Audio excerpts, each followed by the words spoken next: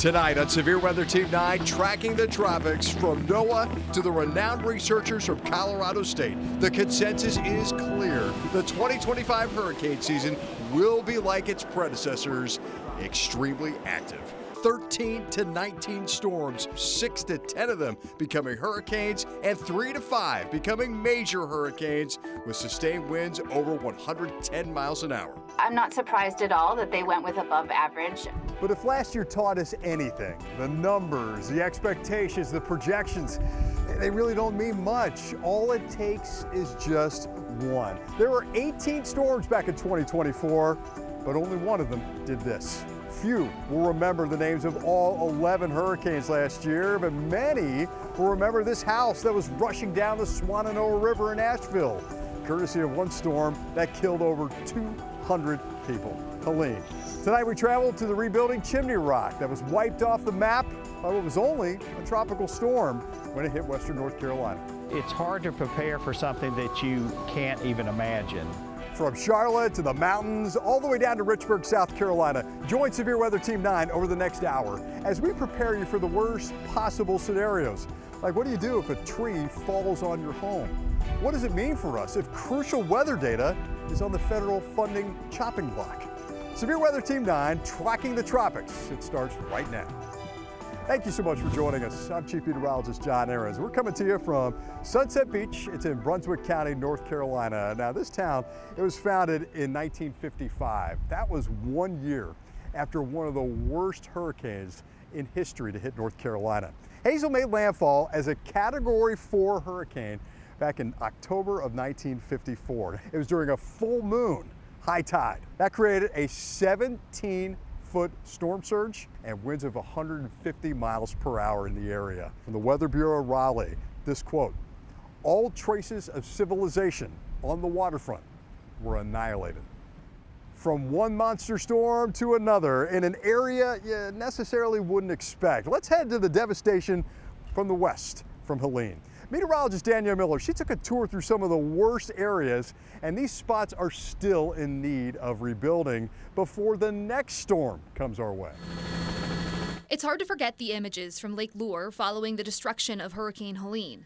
22.5 inches of rain fell across the Lake Lure Dam watershed, leading to catastrophic damage to the town and surrounding areas. We had water getting funneled down through. It was coming around over top of the bridges here, carrying with it that construction debris, businesses from up in Chimney Rock. We had campers, cars,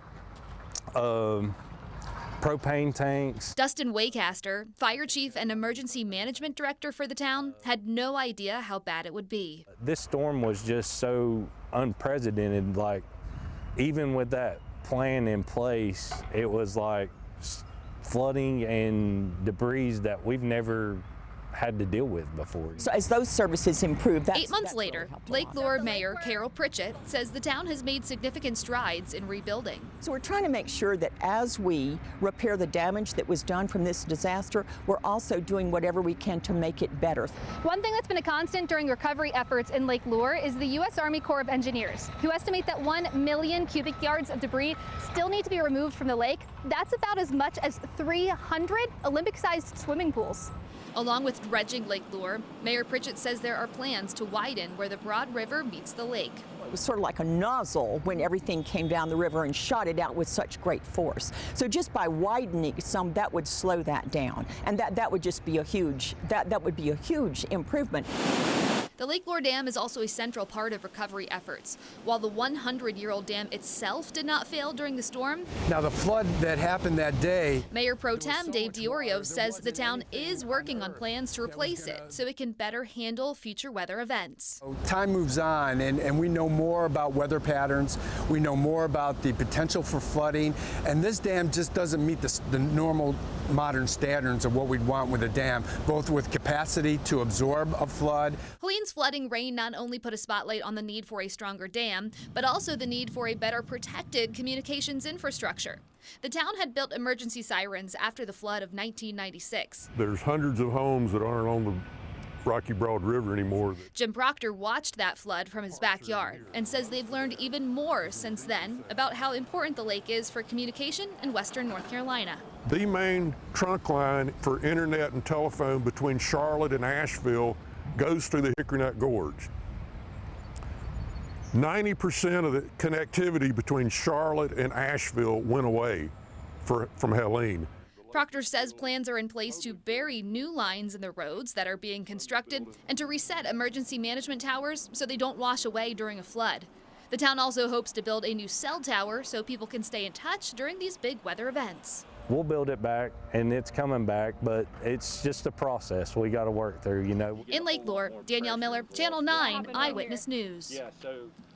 Now, Helene's threat was major flooding, but when a storm hits the Piedmont, there are other threats that you have to consider. Strong winds, absolutely, and there's the possibility of tornadoes. Meteorologist Keith Monday explains. When it comes to tracking tropical systems here in the Carolinas, especially for our area, there's really a couple things we're watching closely on the track because that's going to dictate the type of weather that we're going to deal with depending on where the storm goes. So if a storm moves in from the coastline and mainly stays off to our east, we're going to be on the west side of the storm. We are going to get some rain. We are going to get some wind, but typically the bigger impacts are off to our east and we see less trouble here in our part of the Carolinas. On the opposite of that, though, if the storm moves in closer in right over the metro or west of us and we end up on the middle or eastern side, we're going to get a lot more rain, we're going to get a lot more wind, and even the threat for some spin up tornadoes as that momentum shifts in with friction from the coastline. That spin up can happen, and that's where we deal with more of that tornado threat. So western track is more of a concern for that, but either way, we usually get impacts from these storms, and as our season goes on, we'll be watching closely on what type of impacts we will see. 35 years ago, one of the worst storms that ever hit Charlotte happened. You know what I'm talking about, Hurricane Hugo. Now, Hugo was only a Category 1 when it went through Charlotte, but it carried winds that were close to 100 miles per hour, and with that, the devastation simply enormous. Now, almost wiped out the entirety of Charlotte's tree canopy, and it left about 85% of Charlotte's residents without power. 4 people lost their lives in that devastating storm, and it took months for people just to get their lives back together. We talked to North Carolina's Duke Energy's director last fall, and he told us now since Hugo, the storm response team has grown, but that's not the only thing. You know, communication, technology, meteorology, all of that has improved since back in 1989, and that would mean that crews are more prepared for storms, but they still are going to face one problem, and that's population growth. So many people are moving into Charlotte. Get this, in 1989, 388,000 people lived in the city of Charlotte. That number now is 916,000. Charlotte's projected to grow by 50% in the next 25 years. So while Duke is trying to keep up with the population boom here in the Carolinas, there's more people that are going to need protection from storms like the dreaded Hurricane Hugo. Hugo was actually what's called a Cape Verde storm. When we get to the months of September and October especially, that is prime time hurricane time here in the Carolinas. More storms are going to start spinning off the coast of Africa right near the Cape Verde Islands. These Cape Verde storms, they develop near the islands. They travel all the way across the ocean, gaining strength with each mile that they travel. And by the time they reach mainland, they are simply monsters. Now, Hurricane Florence, you remember that? That was back in 2018. In September, that was also known as a Cape Verde storm. The Carolinas, some spots, I'm thinking Kinston, North Carolina, they're still dealing with the impacts from that. Florence is a good reminder that each storm has its own characteristics, its own behavior. There is no single specific type of storm. They're going to come in all shapes. They're going to come in all sizes, and simply every one of them is going to have different kinds of threats. I want you to consider this.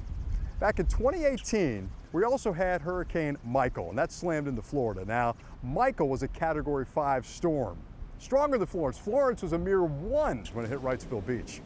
Who claimed more lives? It was Florence. And why is that? Well, Michael's speed. Michael actually raced through. Florence crawled through the Carolinas at an astonishingly slow 2 miles per hour. That's why we get a name for each kind of storm. Every storm has a name because there's different sizes, Different shapes, different threats, different speeds, totally different, many different ways that they can threaten your family, they can threaten your property.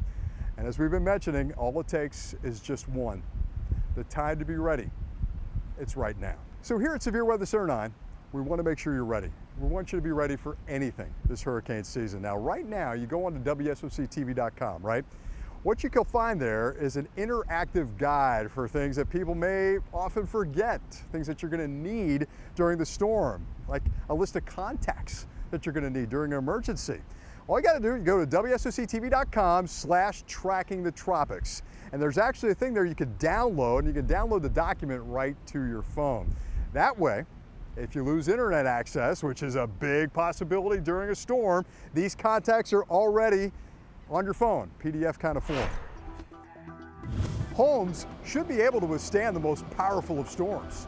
We also want people to be able to stay in their homes after these storms. We're going to take you inside this really amazing facility in South Carolina in Chester County, throwing wood planks through windows, generating wind tunnels, all to find out how to truly make your home last forever.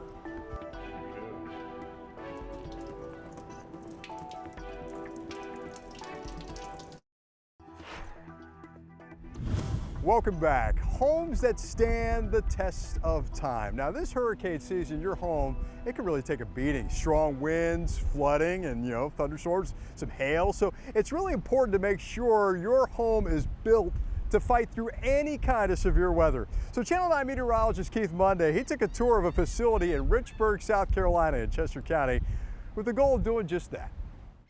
As we're getting prepared for the 2025 hurricane season, we wanted folks to know what they could do to get their homes prepared for the season. What better place than a facility that can create their own hurricanes? Welcome to the Insurance Institute for Business and Home Safety. So tell us a little bit about what we're walking into here. Yeah, this is what here at IBHS we call the chamber or wind chamber.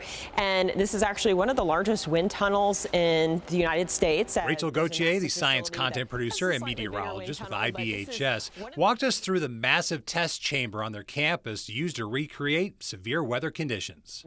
You wouldn't think down this country road behind some trees that there's a massive facility like this, but this is a unique, one-of-a-kind facility right here in the Carolinas. The Insurance Institute for Business and Home Safety, or IBHS, was formed in 1992 after Hurricane Andrew devastated South Florida, with the goal of finding ways to make homes stronger and to be able to withstand some of the worst that Mother Nature can throw at us. Our goal here is to test different building materials, to put them to the test, to replicate those real-life natural hazards that real homes undergo in the real world. And put them to the test they do. Gauthier says they can recreate real conditions from Category 3 hurricanes with winds up to 130 miles per hour.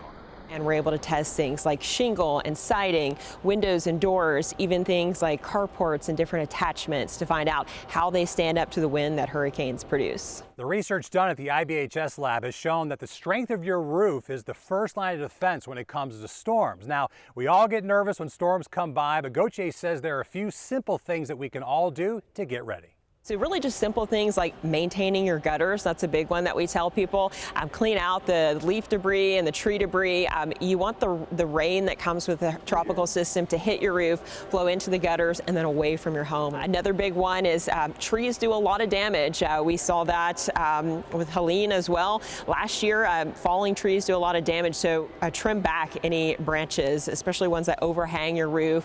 Any dying or diseased or stressed trees, get a look at those and trim those back away from your home if you can do that. We talk about wind-driven rain a lot. That comes with tropical systems. When you have the wind blowing for an extended period of time, you have the rain. That rain can make its way into openings in your house, particularly around windows and doors.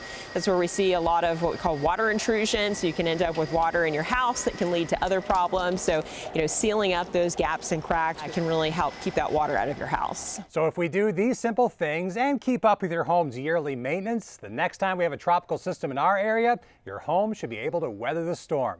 Send it back to you, John. Coming up, rebuilding our roadways, how one of the worst storms to ever hit Western North Carolina devastated our infrastructure, and what transportation leaders told us about the response and recovery. Now, insurance rates, they have changed since last September. Now, how to get the most out of your insurance before the next storm comes our way.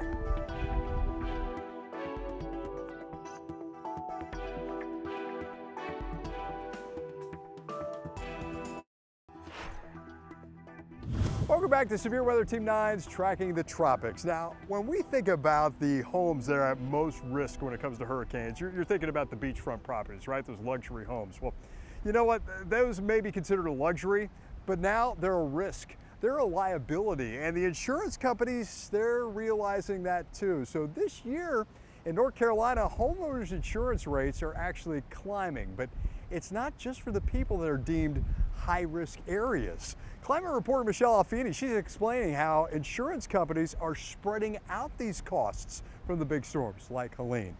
David Marlette is the director of the Brantley Risk and Insurance Center at App State, where they research what drives insurance industry decisions, like where they'll offer coverage and how much it should cost. So the last several years has been this combination of inflation and population migration to areas that are higher risk, and then climate change just magnifies those issues. Not only is it more expensive to build and repair homes, they're taking on more damage more often, not just from hurricanes, but tornadoes, hail, and other severe storms. Mid-sized storms are causing way more damage and flooding than they have in the past. And then you have the catastrophic storms like the hurricanes, which are the most difficult to insure. That doesn't even take into account the cost of flooding, which has its own insurance coverage, or landslides, which in most cases aren't covered at all. Citing costly disasters, the North Carolina Rate Bureau asked regulators to allow a 42% average hike in premiums across the state. That's a big number. Ultimately, the state commissioner negotiated that down to an average of 15% over the next 2 years, with coastal communities facing much higher hikes. Excluded from those hikes are homes that are so risky to insurers they don't even offer coverage. That's where Gina Hardy steps in, with the state's insurer of last resort. We operate as nonprofit insurance companies. Premiums are higher, but Hardy says as long as there's enough time between superstorms, they can pay out after massive disasters. When we had Hurricane Florence hit the state of North Carolina, between our two associations, we paid out $1.7 billion, and we had 100,000 claims. This only works if they remain a last resort. In states like Florida and Louisiana, where storm after storm is causing private insurers to drop coverage or even leave the state, these plans are facing a cost crisis. Hardy says North Carolina's avoided that fate so far, but to keep it that way, we need to limit our losses by building better. Trying to help our state create more of a stronger storm-ready North Carolina. Michelle Alfini, Channel 9 Eyewitness News. Thanks, Michelle. So North Carolina works on trying to cut down the losses by offering millions of dollars in grants to kind of help homeowners fortify the roof so they can survive a big, let's say, Category 3 storm. Thousands of these homes, they have been fortified since 2019, and insurers say it's reduced the amount of claims by a third, which is a good thing. As Michelle was talking about, homeowners insurance is not going to cover flood damage. So if you're considering flood insurance, really, you can't afford to wait. It doesn't go into an effect until 30 days after your purchase.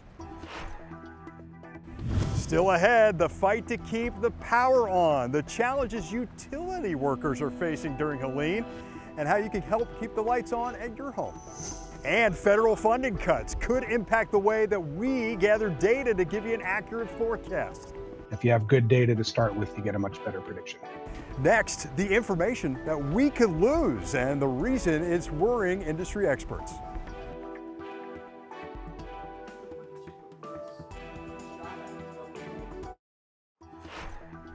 Welcome back to Severe Weather Team 9, Tracking the Tropics. So far tonight, we have shown you the impacts from these massive storms that they have on our neighborhoods.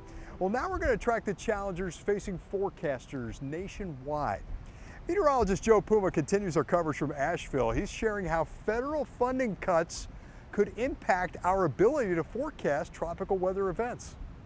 Hurricanes are some of the most difficult weather phenomenon to forecast, in part due to their large size and variety of hazards.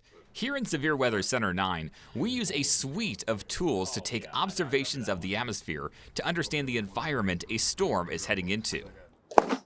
Weather balloons are one of the most common ways that information is gathered. They give us a really good picture of the entire atmosphere from the surface up to about 100,000 feet. Mike Hopkins, Director of Upper Air Analysis at the Office of Atmospheric Research, says these balloons are currently released at 90 of the 122 forecast offices across the country. But due to the recent federal staffing cuts, he says the number of launches has been reduced. This means less data going into our models. If you have good data to start with, you get a much better prediction. Another useful tool we use in forecasting tropical storms and hurricanes are buoys in the ocean. Robbie Berg with the National Hurricane Center says buoys give us valuable information about the potential strength of those systems. Buoys are incredibly important because they help us understand how warm our ocean waters ahead of a storm. According to the proposed federal budget, the funding for NOAA would be cut by just under $2 billion. That's about 27% of the operating budget for NOAA.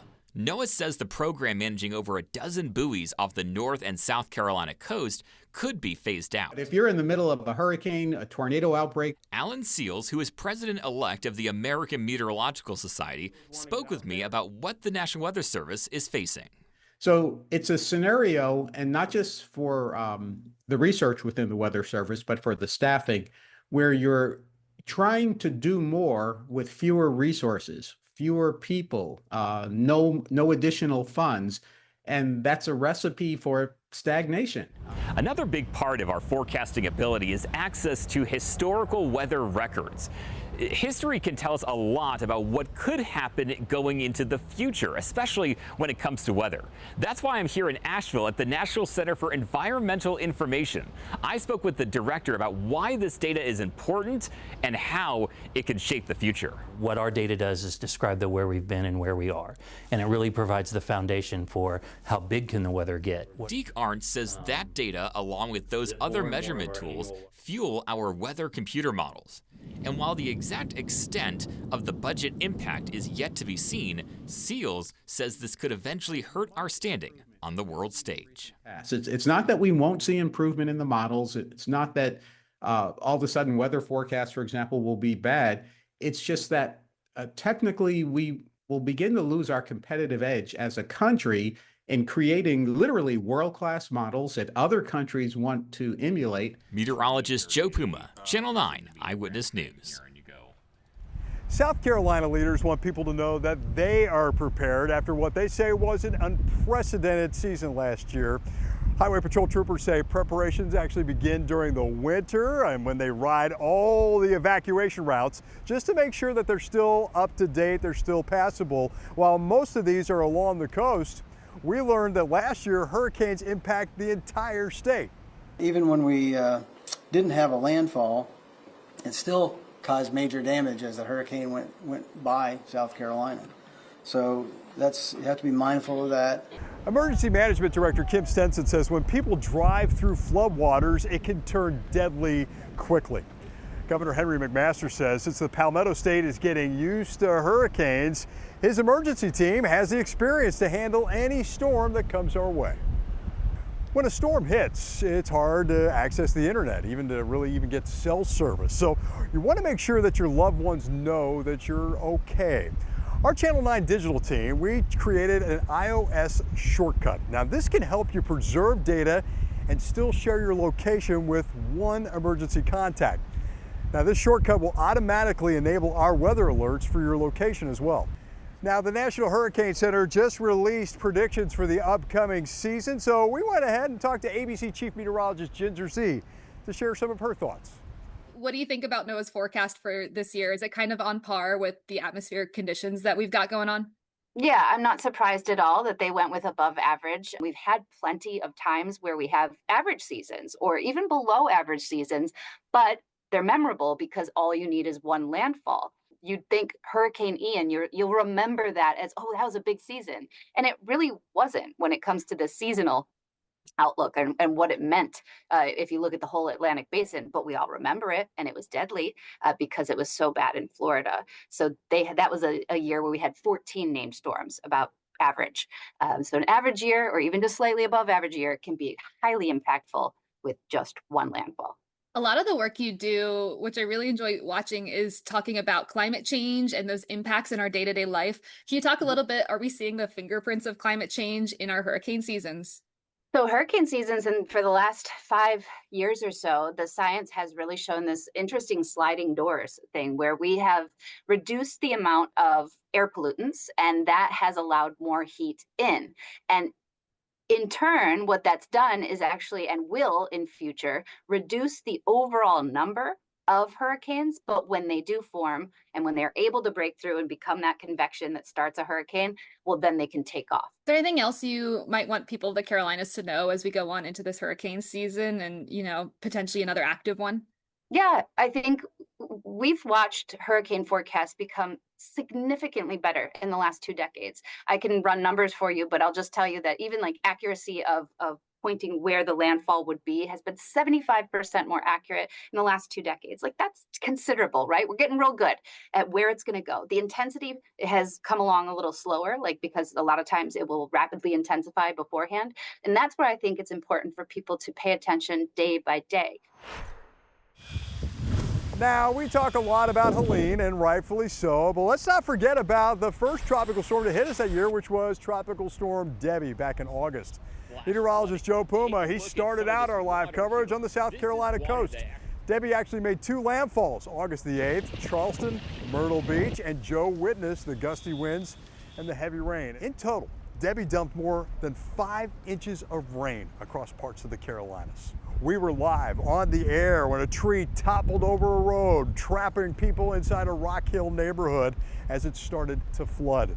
Now, you might remember this video. You remember this? Cars, school buses driving through floodwaters. Parents were fearful about bringing their children to the first day of school. Remember when Rock Hill, Fort Mill, they made their decision to keep the schools open despite wind gusts in the 40-mile-per-hour ballpark? Wind advisories were issued after buses were already on the road. We reached out to those 2 school districts to clarify their plans should another tropical storm hit York County this season.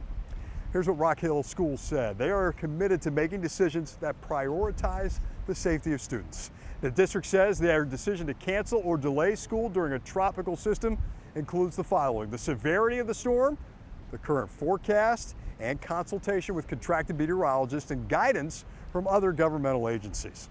Now, Fort Mill Schools told us in a statement that per guidelines from the South Carolina Department of Education, school buses should not operate when the winds exceed 30 miles per hour or when wind gusts exceed 45 miles per hour. Now, as we all know, flooding took a major toll on Western North Carolina towns. For months, many of them couldn't even invite visitors, couldn't attract the tourism dollars. One of the towns that is still not even ready yet is Chimney Rock. We were there this month with Mayor Peter O'Leary. He tells us the volunteers, despite everything that happened, they're in high spirits. A temporary bridge is being built to lead people to the famed Chimney Rock State Park. Businesses downtown are still completely boarded up and foreshadows a long road ahead. But at times we all realize how long a journey that this is in front of us and how much we still have to do. And so that can get people down. We're making great progress, but it's such a massive job. It's literally going to take several years. Again, Chimney Rock is one of the few towns left still closed to visitors. Still ahead on Severe Weather Team 9, Tracking the Tropics. We want to make sure you have everything that you need to weather the storm, what you should keep in your family emergency kit. But first, navigating Western North Carolina. We asked the NCDOT where the problems still lie and have a new way for you to stay updated on road conditions.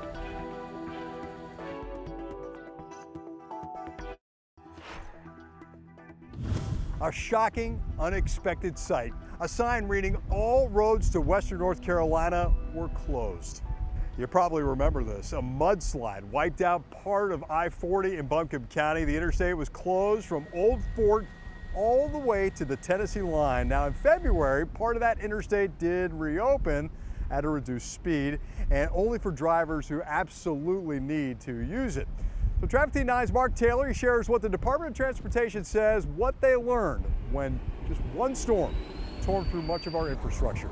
And during this story, you're going to see a QR code at the bottom of your screen there that'll take you straight to updated travel advisories in Western North Carolina. Over 1,400 road closures and 10 million cubic yards of debris removed from roads and waterways. 8 months later, and Western North Carolina continues to face the aftermath of the most damaging and costly natural disaster in the state's history. Rebuilding has been monumental. Nowhere is that more evident than the work it took to reconstruct part of I-40, which was closed for months near the Tennessee line. But it almost came with more than just a financial cost. David Uchiyama is the spokesperson for NCDOT's Western Division. He explained how drivers on I-40 narrowly escaped driving off the mountain after the road had washed away. Our IMAP crews start driving from the Asheville side out, and they notice there's no traffic coming through, so they know there's a problem. They get together with some other local officials and are able to open a gate and send traffic back to the Tennessee side. Without that emergency response in the moment, I have zero doubt that people would have died. The reconstruction of the interstate was a historic operation. It took 126 days, although the road hasn't been fully rebuilt. This massive undertaking of opening one lane in each direction to get traffic in and out of Tennessee was monumental, not only for commuters, but for commerce. Businesses are still feeling the impacts of the storm. Cass Santander with Explore Asheville says that even with 90% of the roads having since partially or fully reopened, tourism is down. 75% of hospitality and tourism facing businesses are reopened, and there is a determination and a grit to come back better than ever, and it's an exciting time to come and visit. But there's still some roads that are struggling to reopen. Highway 64 still closed from Lake Lure through Chimney Rock and Bat Cave. And roads in Yancey County will take years to rebuild. In Yancey County, of course, was one of the more devastated areas because of the rivers, the Cane River, the Nolichucky, and the Tow Rivers that flow through it, just wiping out everything along its way. So how do we prepare for future storms? Uchiyama explains it's not about preparation, but more about resilience. Design standards have changed over the years and over the decades, so anything that is newer is better. Flying in Chopperdine Sky Zoom, looking over the devastation left almost a year after the storm, we saw this. A reminder of the beauty that remains amongst the debris, the noise of bulldozers, and the constant reminders of the work ahead. What was once seen as a near impossible task of rebuilding has transformed into inspiring stories of what can be achieved. Reporting in Western North Carolina, Mark Taylor, Channel 9 Eyewitness News. Mark, thank you. Now, if you are concerned about what to do when a storm hits, you can go to readync.gov. This is a great website and resource. It's a complete guide where you're going to find evacuation orders, there's routes, there's road conditions, and what we've done ahead, we've also posted a link on our website, WSOC-TV.com. Coming up, keeping the lights on through the worst of the storms, the way nonprofits work to make sure everyone has a safe place to get out of the dark.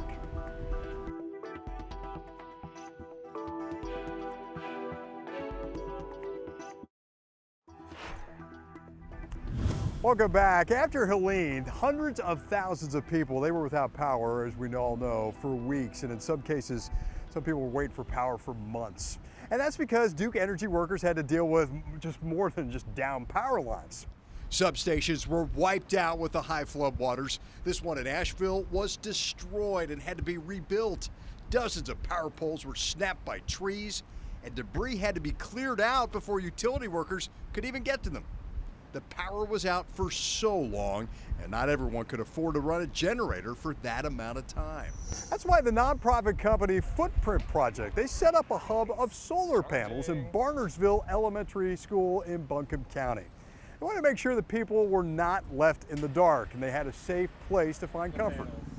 Now, you can also have a solar-powered microgrid at your house. Now, back in October, we met Sammy Curter. He told us when he moved to Charlotte, he invested in solar plus battery storage so his home could generate and store its own electricity. That's because he learned the hard way how tough it was to be without it. In 2012, we went through Hurricane Sandy, did not have power for 6 days. It was a very painful experience. Now, when the power goes out, his lights, well, they stay on. Experts tell us this technology is best when it's there before the disaster strikes. The problem is that these microgrids are very expensive. They can cost up to $10,000. Now, there are other less expensive ways you can prepare for the power to go out and other things that you should have in your home in case that it does. You can invest in a small home generator for a few $100s, but remember that these are gas powered, so you're going to need to make sure that you're fueled up before the storm. You should also have 1 gallon of water per person per day, non-perishable food, that's big, flashlights, portable phone chargers, and a battery-powered radio so you can get those crucial emergency alerts. If you take prescription medications, try to stock up before the storm hits. You just don't know how long pharmacies may have to close. Don't forget to make sure your pets also have those supplies. And the most important thing is, don't be without cash during a storm. Think about it, ATMs may be down. They might not take your card. It won't be easy to get where they're working. Experts recommend keeping a few $100s with you in case in a storm is a good idea. We're tracking the tropics in Sunset Beach, North Carolina. We'll be right back.